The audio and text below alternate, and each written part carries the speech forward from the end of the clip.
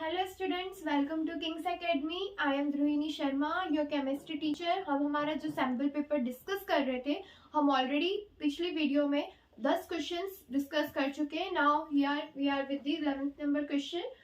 ये हमारे MCQs 1 mark questions चल रहे हैं। हमारा जो 11th क्वेश्चन है, हम उसे अच्छे से स्टडी कर लेते हैं। क्या दे रखा है? एनीसॉल अंडरगोस। तो हमें ये पता होना चाहिए भैया एनीसॉल क्या होता है।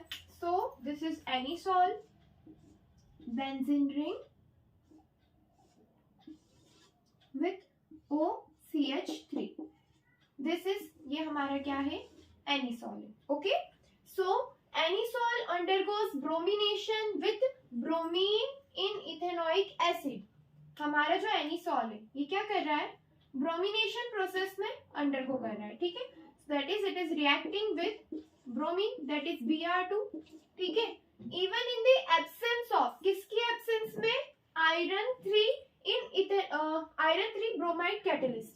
मतलब आयरन 3 ब्रोमाइड कैटलिस्ट का मतलब FeBr3। ठीक है, ये कैटलिस्ट हमारे पास यहाँ पर प्रेजेंट है क्या? हमारे क्वेश्चन में कहा है नहीं है। मतलब क्या? In the absence of iron 3 bromide catalyst, मतलब ये हमारे पास प्रेजेंट नहीं है, फिर भी ब्रोमिनेशन टेक प्लेस हो रही है। ठीक है, तो हमको 4 रीजंस दे रखे हैं कि किस वजह से ऐसा हो रहा है। ओके, सबसे पहला reason, due to activation of benzene ring by methoxy group. ये तो मुझे काफी हद तक सही नजर आ रहा है। ठीक है, बट हम बाकी ऑप्शंस भी देख लेते हैं। ठीक है, due to deactivation of benzene ring by methoxy group, ये तो पॉसिबल ही नहीं है। हमने देख रखा है कि जो मिथाइल ग्रुप होते हैं and all the such groups जो भी होते हैं, ये क्या करते हैं? एक्टिवेशन कराते हैं बेंजीन रिंग का। ठीक है, ताकि ये फर्दर रिएक्शन करके प्रोडक्ट्स की फॉर्मेशन कर सके। ठीक है, तो यहाँ पर सेकंड वाला ऑप्शन तो हमारा बाहर हो गया। ठीक है, जैसे कि मैं पहले भी बता चुकी हूँ, एमसीक्यूज जो होते हैं उनमें हमारे पास कई सारे क्वेश्चंस ऐसे होते हैं, कई सारे ऑप्शंस ऐसे होते हैं जो सबसे पहले देखते ही बाहर हो जाते हैं। तो उनमें से डीएक्टिवेशन वाला ये ऑप्शन हमारा बाहर हो गया। ठीक है, फिर next, due to increase in electron density at ortho and para position. ये कुछ हद तक सही है। ठीक है, ये भी कुछ हद तक हम मान सकते हैं। ठीक है, फिर यहाँ पर क्या है? Due to formation of stable carbocation. ये तो कहीं से कहीं तक भी चीज यहाँ पर टेक प्लेस हो ही नहीं रही है, तो हमने ये वाला ऑप्शन भी क्या कर दिया? इरेज कर दिया। हमारे पास ये 2 ऑप्शंस बचे हैं, जिसमें से मेरा जो 85% या फिर कह लो 95% वोट है वो किसको जा रहा है? Due to activation of benzene ring by methoxy group. Okay, so बाकी का 5%, ओनली 5% ही हाँ मैं कुछ हद तक लिटिल बिट सेटिस्फाइड हूँ। ठीक है, तो यहाँ पर तो हम प्रायोरिटी किसे देते हैं? जिसके परसेंटेज ज्यादा होते हैं। ओके, सो परसेंटेज किसके ज्यादा है? Option number A. So we will go with option number A, क्योंकि यहाँ पर हमारा जो करेक्ट ऑप्शन होगा, जो करेक्ट रीजन है इस चीज के होने के लिए, वो रीजन क्या है? Activation of benzene ring by methoxy group. Okay, ये जो मिथॉक्सी ग्रुप इस पर ऐड है बेंजीन रिंग पर, इसकी वजह से बेंजीन रिंग क्या हुई है? एक्टिवेट हुई है, और बिना हमारे कैटलिस्ट को यूज किए भी हमने ब्रोमिनेशन प्रोसेस टेक प्लेस की। ओके, आगे समझ में? Now we will go to the next question. हमारा जो 12th क्वेश्चन है, इसमें हमें दे रखा है the trend of which property is represented by the following graph. हमें ग्राफ रिप्रेजेंट कर रखा है। This question is from inorganic chemistry, और यहाँ पर आपको पीरियोडिक टेबल का अच्छा खासा नॉलेज होना चाहिए ताकि आप इस क्वेश्चन को अच्छे से अटेम्प्ट कर सके। यहाँ पर जो ये ट्रेंड दे रखा है, ये हमें अच्छे से समझ में आ रहा है कि किसका ट्रेंड है। मैंने कहा था कि जो हमारा एटॉमिक रेडियाई है वो क्या होता है? डिक्रीज होता इंक्रीज होता जाता है। ठीक है, तो पहले तो इंक्रीज हो रहा है, फिर उसके बाद थोड़ा सा डिक्रीज हो गया, फिर वापस इंक्रीज हो रहा है। ठीक है, तो यहाँ पर डायरेक्ट आंसर है हमारा एटॉमिक रेडियाई। तो मैं डायरेक्ट के सारे जितने भी ऑप्शन है सब हटा देती हूँ। जब ये एप्लीकेबल ही नहीं है तो फिर हमें इनको रखना ही क्यों है? ठीक है, हम एटॉमिक रेडियाई की बात कर रहे हैं बच्चों। तो जब हम एटॉमिक रेडियाई की बात करते हैं तो हमें पता है कि हम जैसे जैसे क्रॉस द पीरियड जाते हैं तो हमारा जो एटॉमिक रेडियाई है वो क्या होता है? इंक्रीज होता जाता है। बट यहाँ पर ग्राफ में क्या हो रहा है? ये पहले नीचे जा रहा है, फिर वापस ऊपर जा रहा है। तो ऐसा किस रीजन से हो रहा है, ये हमें अच्छे से पता होना चाहिए। होता क्या है increase in the number of D orbitals. ये जो इलेक्ट्रॉन की जो इंक्रीमेंट होती है डी ऑर्बिटल्स में, ठीक है, उसकी वजह से हमें ये चीज देखने को मिलती है कि ग्राफ हमारा कभी तो ऊपर है कभी नीचे और फिर कभी वापस से हमको इंक्रीज होता हुआ नजर आता है। ठीक है, यहाँ पर हम बात करते हैं एक और कॉन्सेप्ट की जिसे हम बोलते हैं poor shielding effect and screening effect. यहाँ पर जो इंक्रीज इन डी इलेक्ट्रॉन्स हम बात करेंगे, ठीक है, तो वो उन इलेक्ट्रॉन्स की इंक्रीमेंट की वजह से poor shielding effect and increasing effect and screening effect हमको यहाँ पर देखने को मिलता है, जिसकी वजह से ये हमें अनइवन ग्राफ देखने को मिलता है। तो हमारा करेक्ट ऑप्शन क्या था? Atomic radius. नेक्स्ट हम बात करेंगे assertion reason type of questions की। तो हमारा जो 13 क्वेश्चन है वो असर्शन रीजन क्वेश्चन है। तो यहाँ पर आपको असर्शन दे रखा है alcohol reacts both as well as nucleophile as well as electrophile. जी हाँ, जो अल्कोहल होता है वो एज ए न्यूक्लियोफाइल भी काम करता है और एज एन इलेक्ट्रोफाइल भी काम करता है। ठीक है, न्यूक्लियोफाइल जिसके ऊपर नेगेटिव चार्ज हो, जो न्यूक्लियस लविंग हो, इलेक्ट्रोफाइल जो इलेक्ट्रॉन लविंग हो, ठीक है, और जो पॉजिटिवली चार्ज हो। फिर हम बात करेंगे रीजन की। रीजन देख लेते हैं। असर्शन तो ट्रू है हमारा, ठीक है, तो इसमें से ऑप्शन कौन कौन से मुझे हटाने ये देख लेते हैं। ए इज फॉल्स, तो हम हटा ही देते हैं बिल्कुल अच्छे से आराम से। ठीक है, ए हमारा क्या है? फॉल्स हो ही नहीं सकता, क्योंकि हमने ये चीज देख ली है कि हमारा ए क्या है? ट्रू है। ठीक है, नेक्स्ट हम रीजन की बात करेंगे। The bond between CO is broken when alcohols react as nucleophiles. इसका मतलब क्या हुआ? इस स्टेटमेंट का मतलब हुआ कि C और O जब अल्कोहल्स रिएक्ट करेंगे एज ए न्यूक्लियोफाइल तो ये बॉन्ड ब्रेक हो जाएगा और ये साइड में हो जाएगा। जी नहीं, क्या ऐसा होता है? ऐसा बिल्कुल भी नहीं होता। It is not possible. ये जब भी रहेगा हम साथ साथ हैं की कैटेगरी में जाएगा हमेशा। ठीक है, तो हमारा जो सेकंड स्टेटमेंट है मींस जो रीजन है वो क्या हो गया है? यहाँ पर फॉल्स हो गया। रीजन इज फॉल्स, इसका मतलब हमारे पास एक ही ऑप्शन ऐसा नजर आ रहा है। कौन सा? Option number C. A is true but R is false. हमारा असर्शन तो ट्रू है बट हमारा जो रीजन है वो क्या है? फॉल्स है। ओके, अब हमारा जो 14 क्वेश्चन है ये भी एक असर्शन रीजन क्वेश्चन है। ठीक है, यहाँ पर हमें असर्शन में दे रखा है जो strong oxidizing agents oxidize toluene and its derivatives to benzoic acids. ठीक है, तो यहाँ पर हमारे पास हम बात करते तो कौन से सबसे पहले तो हम देख लेते हैं टोल्यूइन की बात हो रही है। ठीक है, कि हम किसको ऑक्सीडाइज करा रहे हैं? टोल्यूइन को ऑक्सीडाइज करा रहे हैं। तो ये मैंने ले लिया टोल्यूइन। ठीक है, ये ऑक्सीडाइज हो रहा है तो हम किसकी मदद से ऑक्सीडाइज करा रहे हैं? Strong oxidizing agent that is KMnO4। Okay, in presence of H+ ions. तो ये हमें क्या दे रहा है? ऑक्सीडाइज होके बेंजोइक एसिड। तो बेंजोइक एसिड बना लेते हैं हम प्रोडक्ट में। तो हमारा जो असर्शन है, असर्शन तो बिल्कुल करेक्ट है। असर्शन में देखिए क्या रखा है हमें कि जो टोल्यूइन है स्ट्रॉन्ग ऑक्सीडाइजिंग एजेंट्स के प्रेजेंस में क्या बना लेगा? बेंजोइक एसिड बना लेगा। ओके, तो असर्शन इज ट्रू। ठीक है, तो हमारा लास्ट वाला ऑप्शन तो हम हटा देते हैं। ठीक है, दिस 3 आर द ऑप्शंस जिनके पास ये कहा गया है कि जो ए है हमारा दैट इज असर्शन जो है वो क्या है? ट्रू है। तो मैंने लास्ट वाला हटा दिया है। अब हम रीजन देख लेते हैं। It is possible to stop oxidation of toluene at the aldehyde stage with suitable reagents। ये तो हम बहुत अच्छे से जानते हैं कि सबसे पहले हमारा क्या आता है? अल्कोहल आता है। सबसे पहले तो अल्कीन आता है। क्या आता है? अल्कीन। अल्कीन के बाद क्या आता है? अल्कोहल। अल्कोहल के बाद क्या आता है?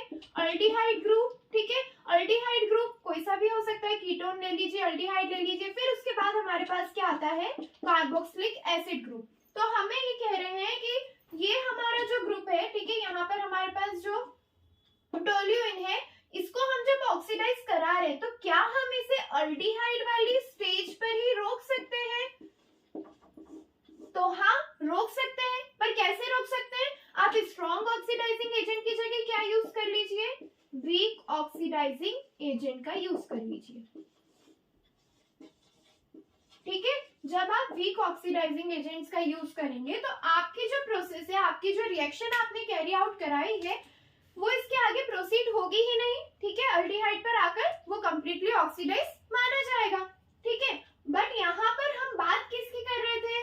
टोल्यूइन की बात कर रहे थे जो बेंजोइक एसिड बन रहा है, क्या रीजन में ये चीज इंक्लूड हो रही है? कहीं से कहीं तक भी टोल्यूइन या बेंजोइक एसिड की बात हो रही है? नहीं हो रही है, ठीक है। तो हम क्या कहेंगे कि हमारा असर्शन तो ट्रू है, ठीक है, बट और आर भी ट्रू है। बात तो हमने आर में भी सही करी है, ठीक है, कि हम जो ऑक्सीडेशन है टोल्यूइन का, ठीक है, वो एल्डिहाइड पे स्टॉप करा सकते हैं with the use of suitable reagents. हमने यहाँ पर उन रिएजेंट्स की भी बात नहीं की है, बेंजोइक एसिड की भी बात नहीं की है, ठीक है। इसलिए हमारा जो रीजन है वो ए की या फिर असर्शन के लिए करेक्ट एक्सप्लेनेशन नहीं दे पा रहा है, ठीक है। तो आर फॉल्स नहीं है, ठीक है, और आर करेक्ट एक्सप्लेनेशन ऑफ ए भी नहीं है, ठीक है। सो इन दिस केस जो हमारा लास्ट ऑप्शन बचेगा वो क्या बचेगा? Both A and R are true. ये दोनों ट्रू तो है, बट जो आर है वो करेक्ट एक्सप्लेनेशन ऑफ ए नहीं है, ठीक है। तो बच्चों अब हमारा जो नेक्स्ट क्वेश्चन है, क्वेश्चन नंबर 15, इसमें हम बात कर रहे हैं एंजाइम्स की, ठीक है, बायोकेमिस्ट्री की बात हो रही है। Enzymes are very specific for a particular reaction and particular substrate, okay. इसका मतलब क्या है? पर्टिकुलर वर्ड का मीनिंग यहाँ पर, स्पेसिफिक वर्ड का मीनिंग क्या हुआ? यहाँ पर मैंने रिएक्शंस कैरी आउट कराई, ए से बी बन रहा है, ठीक है, सी से क्या बन रहा है? प्रोडक्ट। ये हमारा जो रिएक्टेंट है सी से क्या बन रहा है? डी बन रहा है, ओके। पर इसमें हमारी एंजाइम्स यूज हो रही है, ठीक है। यहाँ पर मैं यूज कर रही हूँ क्या? E1, यहाँ पर मैं क्या यूज कर रही हूँ? E2, ठीक है। हमारे असर्शन में देके क्या रखा है कि एंजाइम्स क्या है? स्पेसिफिक है फॉर पर्टिकुलर रिएक्शन। यहाँ पर मान लो ये कोई पर्टिकुलर रिएक्शन मैंने नाम दे दिया, किसी भी टाइप की रिएक्शन टेक प्लेस हो रही है, ठीक है। सो E1 is the specific enzyme जो आप इसी रिएक्शन में यूज कर सकते हो। ऐसा नहीं है कि यहाँ पर आपके पास अगर कुछ नहीं है तो आप लेकर E1 को यहाँ पर आ जाओ और C से D बना लो, इट इज नॉट पॉसिबल, ठीक है। अब मैं बात करूं, ये हमने किसकी बात करी? पर्टिकुलर रिएक्शन की, specific for a particular reaction की बात करी। पर अब जब हम बात करेंगे पर्टिकुलर सबस्ट्रेट की, इसका मतलब क्या हुआ कि जो E1 है, E1 एंजाइम है, it will work only for reactant A, ठीक है, या फिर सबस्ट्रेट A। और यहाँ पर जो मैं E2 एंजाइम का यूज कर रही हूँ तो it will be particular only for the substrate C, ठीक है। यहाँ पर हम स्पेसिफिक वर्ड का मतलब समझ रहे हैं, यहाँ पर हम particular reaction and particular substrate किस तरह से कोई एंजाइम काम करता है वो देख रहे हैं, ठीक है। तो यहाँ पर जो एंजाइम E1 है और E2 है, they are specific for this their own reactions, ठीक है। और ऐसा नहीं है कि आप E1 को लेकर आ जाओ C से D बनाने के लिए, E2 को लेकर चले जाओ A से B बनाने के लिए। जो जिसके लिए बना है उसका काम वही करेगा, ठीक है। अब हम नेक्स्ट बात कर लेते हैं रीजन की। Enzymes are biocatalyst. जी हाँ, फैक्ट, ये चीजें क्या है? ये दोनों जो प्रॉपर्टीज आपको दे रखी है एंजाइम्स की, क्या दे रखी है? प्रॉपर्टीज दे रखी है। क्या दे रखी है हमको? ये एंजाइम्स की प्रॉपर्टीज दे रखी है। बट इसका मतलब ये नहीं है कि ये जो असर्शन है, असर्शन का रीजन एंजाइम्स आर बायोकैटलिस्ट। आई बात समझ में? इसका मतलब ये नहीं है कि असर्शन का रीजन है, ठीक है। तो यहाँ पर हमारे पास स्टेटमेंट तो दोनों ट्रू है, ठीक है, स्टेटमेंट तो हमारे पास क्या है? दोनों ही ट्रू है, but both are the properties. ये दोनों हमको जो दे रखे हैं, assertion A and reason R, both are the properties of enzymes. क्या दे रखी है? ये प्रॉपर्टीज ऑफ एंजाइम्स दिया है, ठीक है। तो जब भी हम प्रॉपर्टीज की बात कर रहे हैं, ठीक है, तो यहाँ पर असर्शन का ये रीजन नहीं है, ठीक है। तो यहाँ पर A और R दोनों ही ट्रू है, but they are not the, R is not the correct explanation for it, कि मतलब ये एंजाइम्स स्पेसिफिक क्यों है पर्टिकुलर रिएक्शन के लिए या पर्टिकुलर सबस्ट्रेट के लिए। हमको रीजन में ये चाहिए था, ठीक है, बट यहाँ पर ऐसा कुछ दे ही नहीं रखा है। तो हमारा जो करेक्ट ऑप्शन होगा वो क्या होगा? ऑप्शन नंबर बी, ठीक है। अब हमारे जो 16 क्वेश्चन है, असर्शन एंड रीजन क्वेश्चन, इसमें हम बात करेंगे इलेक्ट्रोलिटिक प्रोसेस की, okay, that is electrolysis. During electrolysis of aqueous copper sulfate solution using copper electrodes, hydrogen gas is released at process हो कैसे रही है। ओके, ये हमने लिया है हमारा सेटअप इलेक्ट्रोलिसिस के लिए। ये हमने 2 इलेक्ट्रोड्स ले लिए हैं, ठीक है, जिसमें कॉपर सल्फेट सॉल्यूशन का हम क्या कर रहे हैं, यूज कर रहे हैं। कॉपर सल्फेट सॉल्यूशन का यूज कर रहे हैं मींस आयंस कौन कौन से होंगे हमारे पास। हमारे पास यहाँ पर आयंस कौन कौन से होंगे, Cu2+, ठीक है, SO4 2-, ठीक है, और यहाँ पर हमने एक्वस सॉल्यूशन की बात करी है इसलिए H+ भी होगा और O2- भी होगा। क्लियर हो गया। अब हम बात कर रहे हैं किसकी, कॉपर की और हाइड्रोजन की, ठीक है। यहाँ पर क्या कहा गया है कि जो हम लोग कॉपर सल्फेट सॉल्यूशन यूज कर रहे हैं, कॉपर इलेक्ट्रोड यूज कर रहे हैं, तो जो हाइड्रोजन गैस है वो रिलीज होगी कैथोड पे, ठीक है। देखिए रिडक्शन किसका होगा, रिडक्शन किसका होगा, जिसका इलेक्ट्रोड पोटेंशियल ज्यादा होगा। क्या होगा, इलेक्ट्रोड पोटेंशियल जिसका क्या होगा बच्चों, ज्यादा होगा। तो इलेक्ट्रोड पोटेंशियल हाइड्रोजन और कॉपर में हम देखेंगे तो सबसे ज्यादा किसका होता है, कॉपर का होता है। ओके, जब कॉपर का होता है तो कैथोड पे कौन रिलीज होगा, कॉपर रिलीज होगा। ओके, यहाँ पर कौन रिलीज होने वाला है, कॉपर रिलीज होने वाला है। हाइड्रोजन रिलीज होगा क्या, नहीं होगा, ठीक है। तो हमारा जो असर्शन है ये तो क्या हो गया भैया, गलत हो गया। तो हमारा लास्ट ऑप्शन में ही सिर्फ नजर आ रहा है जहां पर असर्शन क्या है, फॉल्स है, ठीक है। हालांकि हमें हमारा आंसर पता चल गया है सिर्फ असर्शन को ही देखकर, ठीक है, बट देन टू हमें रीजन तो चेक करना ही पड़ेगा ना। तो हम रीजन चेक कर लेते हैं। जो इलेक्ट्रोड पोटेंशियल होता है Cu2+ का, कॉपर का, ठीक है, is greater than that of the hydrogen. यही बात हमने यहाँ नीचे बोली, ठीक है। इसी वजह से क्या होगा, हाइड्रोजन कैथोड पे रिलीज नहीं होगी हाइड्रोजन गैस, और क्या रिलीज होगा उस पर, कॉपर। क्लियर हो गया सबको, ठीक है। यहाँ पर हमारे इस क्वेश्चन में हमारा जो लास्ट ऑप्शन है ये क्या हो जाएगा, करेक्ट हो जाएगा, ठीक है। और बाकी सारे जितने भी हमारे ऑप्शंस थे वो क्या हो गए, बाहर। क्लियर हो गया सबको। यहाँ पर हमारा रीजन ट्रू है बट असर्शन क्या है, फॉल्स है। ओके, सो स्टूडेंट्स अब हम स्टार्ट करेंगे हमारा सेक्शन बी, जो कि है 2, जिसमें हमको मिलेंगे 2 मार्क्स क्वेश्चंस, ठीक है। अब जो सेक्शन बी है 2 मार्क क्वेश्चंस जो हमारे हैं उसमें हमारे पास सबसे पहला क्वेश्चन है 17 क्वेश्चन, जिसके पास सब पार्ट्स है, ठीक है। सब पार्ट्स में सबसे पहला जो क्वेश्चन है वो एक न्यूमेरिकल टाइप क्वेश्चन है। अगला जो क्वेश्चन होगा दैट सस्पेंस, देखते हैं कौन सा होगा। ओके, तो इसमें आप लोगों के पास इंटरनल चॉइस रहेगी, दिस और दैट, ओके। बट यहाँ पर अभी तो सारे क्वेश्चन करने पड़ेंगे ना। चलो, सो हम स्टार्ट करते हैं 17 क्वेश्चन फर्स्ट पार्ट। ओके, सो मैं यहाँ पर आंसर लिखना स्टार्ट करती हूँ अपना, है ना। देखो बच्चों, जब भी आपको न्यूमेरिकल टाइप ऑफ क्वेश्चंस दिया जाए, ठीक है, जब भी आपको न्यूमेरिकल टाइप ऑफ क्वेश्चन दिया जाए तो सबसे पहले आपको जो लिखना होता है वो क्या होता है, गिवन। क्या लिखना होता है, गिवन। फिर उसके बाद आप लोग क्राइटेरिया डिसाइड करते हैं कि आपको फाइंड क्या करना है। उसके बाद क्या लिखोगे आप, आपको फाइंड क्या करना है। नेक्स्ट आप किस क्राइटेरिया पे इसमें जब आगे बढ़ते हो तो आपको जब पता है कि दे के क्या रखा है मुझे, ठीक है, और मुझे फाइंड क्या करना है ना। जब आपके पास ये दोनों चीजें हैं तो आपको समझ में अच्छे से आ जाएगा कि आपको यहाँ पर फॉर्मूला कौन सा यूज करना है। Okay, formula used. जब आप फॉर्मूला यूज कर लोगे देन कम्स कैलकुलेशंस। फिर क्या आती है हमारे पास, कैलकुलेशंस। आप जब भी न्यूमेरिकल क्वेश्चन सॉल्व करते हैं इन एनी सब्जेक्ट, भले ही आप फिजिक्स कर रहे हैं, भले ही आप केमिस्ट्री कर रहे हैं, this is the basic criteria.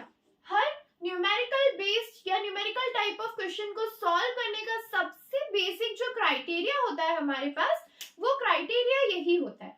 अगर आपने इन स्टेप्स को स्टेप बाय स्टेप अच्छे से फॉलो किया है, भले कैलकुलेशन में आप गड़बड़ कर दोगे, एग्जामिनर आपको यहाँ तक तो नंबर दे ही देगा ना। Okay, so this is so important. अब हम आते हैं हमारे क्वेश्चन पे, ठीक है। हमारा जो क्वेश्चन है इसमें हमको क्या दे रखा है, radioactive decay follows first order kinetics. This is the question from chemical kinetics. Okay, the initial amount of two radioactive elements, हमारे पास दो रेडियोएक्टिव एलिमेंट्स दे रखे हैं x and y, and x and y कितने दे रखे हैं 1 ग्राम ईच। यहाँ पर कितना दिया है ये 1 ग्राम, एंड y हमको कितना दिया है 1 ग्राम दिया है। ओके, फिर इसके बाद क्या दे रखा है, what will be the ratio of x and y after 2 days if their half lives are.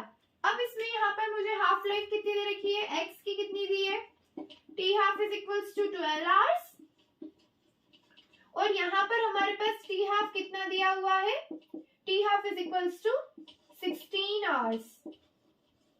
ठीक है, यहाँ पर आपको कितना दिया है, t half for x is 12 hours and t half for y is 16 hours। जब हम अब बात करेंगे कि आगे हमारे क्वेश्चन में पूछा क्या गया है, हमको पूछा है कि उस हाफ लाइफ का रेशियो बताओ, मतलब उस कंसंट्रेशन का रेशियो बताओ जो आपको 2 दिन के बाद मिलेगी।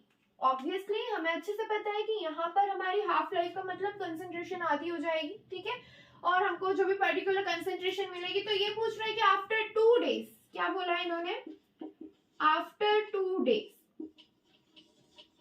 आफ्टर 2 डेज भैया एक्स की कंसंट्रेशन, एक्स की हाफ लाइफ कितनी होगी और y की टोटल हाफ लाइफ कितनी होगी आफ्टर 2 डेज। पहले ये देख लेते हैं, उसके बाद पता करेंगे उनका रेशियो ऑफ द कंसंट्रेशंस। ठीक है, तो अब हम बात करते हैं किसकी, आफ्टर 2 डेज की। तो after 2 days half life x की कितनी होगी, हाफ लाइफ ऑफ x कितनी हो जाएगी बच्चों, यहाँ पर आपके पास कितना दिया हुआ है 12, यहाँ पर 2 डेज की बात हो रही है, 2 डेज, तो 2 डेज में आवर्स कितने होते हैं 24 आवर्स होते हैं, होल अपॉन इसकी हाफ लाइफ कितनी दे रखी हुई है 12 आवर्स दी हुई है। ओके, सो 12 1 जा 12, 12 2 जा 24, तो यहाँ पर कितना आया आपके पास 4 हाफ लाइफ्स, कितनी आई आपके पास 4 हाफ लाइफ्स। ओके, फिर इसके बाद अगर अपन इसके बाद हम बात करेंगे y के लिए, तो y के लिए हमारे पास हाफ लाइफ कितनी हो जाएगी, half life of y will be equals to, half life of y देख लेते हैं हम, हाफ लाइफ ऑफ y कितनी हो जाएगी, same 2 days 24 hours whole upon इसकी सिंगल जो हाफ लाइफ दे रखी है वो कितनी दे रखी है 16। ओके, सो 2 1 जा 2 8 जा 8 1 जा 8 3 जा, so 3 half lives.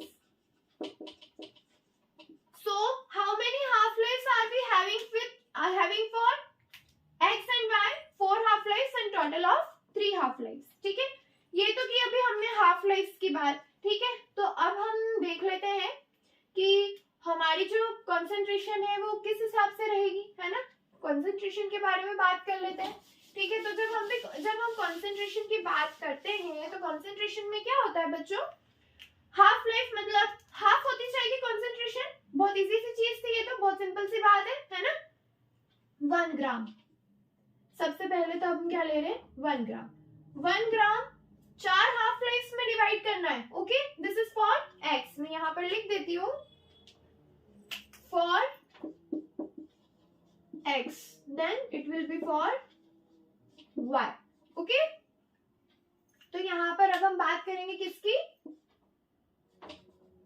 कंसंट्रेशन की जब हम बात करेंगे तो 1 ग्राम हो गया, 1 ग्राम के बाद 1 ग्राम का हाफ कितना हो जाएगा 1/2, ये हो गई हमारी फर्स्ट हाफ लाइफ। ठीक है, सेकेंड हाफ लाइफ में कंसंट्रेशन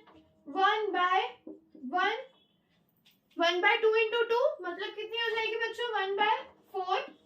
अगेन हाफ करना है, थर्ड वाली हाफ लाइफ कितनी हो जाएगी इसकी 1/8, और फिर इसके बाद fourth and the last half life कितनी मिलेगी हमको 1/16। ओके, तो हमारी कंसंट्रेशन हमको x की कितनी मिलेगी at the end 1/16। And for y जब हमको देखनी है तो 3 हाफ लाइफ निकालनी है, तो 1 ग्राम को 3 बार हाफ कर दो। ठीक है, तो फर्स्ट हाफ लाइफ में कितना हो जाएगा बच्चों 1/2, सेकेंड हाफ लाइफ में कितना हो जाएगा 1/4, and last one will be third half life, and what will be the concentration 1/8. This is for y and this is for x. This will be your final, this both will be your final what final concentrations, ये आपकी क्या होंगी, concentrations होंगी, ठीक है। अब हमें ये x की हो गई और ये y की हो गई। हमें क्वेश्चन में फाइंड क्या करना था बच्चों, हमें क्वेश्चन में फाइंड करना है रेशियो ऑफ, क्या करना है हमें find, ratio of x and y, ठीक है, मतलब x अपॉन y, ठीक है। इनके हमको कंसेंट्रेशंस का क्या निकालना है, रेशियो 1/16 होल अपॉन 1/8, ठीक है। ये किया मैंने। फिर इसके बाद इसको आप कैसे लिख सकते हो, सिंपल वे में आप इसको लिख सकते हो 1/16, ठीक है, into 8/1, 8 ones are, and it is, your answer is 1:2. What is your answer? x:y। जो आपके कॉन्सेंट्रेशन का रेशियो आया है यहाँ पर, वो रेशियो आपको क्या मिला है, 1:2। जस्ट हैव अ ओवरलुक, हमने यहाँ पर किया क्या है, हमने यहाँ पर x एंड y की हमने कॉन्सेंट्रेशन लिख ली, हमको हाफ लाइफ दे रखी थी तो हमने गिवन लिख लिया, ओके। फिर इसके बाद हमको दे रखा था कि 2 दिन के बाद कॉन्सेंट्रेशन कितनी होगी, तो भैया 2 दिन के बाद आपको क्या पता करना है कि कॉन्सेंट्रेशन कितनी होगी, है ना, यही पता करना है। तो कॉन्सेंट्रेशन पता होने के लिए ये तो पता होना चाहिए ना कि कितनी हाफ लाइफ बन जाएगी 2 दिन के बाद, है ना। तो हमने सबसे पहले हाफ लाइफ निकाली। हाफ लाइफ ऑफ x कितनी है, 2 × 24, क्यों, क्योंकि 24 घंटे, ओके, अपॉन 12, तो कितनी है 4 half life. Then comes for y, that is 3 half life. अब हमने कॉन्सेंट्रेशन निकाली फॉर 4 हाफ लाइफ, हाफ करते जाओ सबको, तो एट द एंड आपको क्या मिली 1/16। इसको हम 3 बार हाफ कर देंगे y की कॉन्सेंट्रेशन को, तो हमको कितना मिलेगा 1/8, ठीक है। फिर इसके बाद इनका रेशियो निकाल लीजिए, तो आपको क्या मिलेगा, कॉन्सेंट्रेशन का रेशियो x:y का क्या मिलेगा, 1:2, ओके।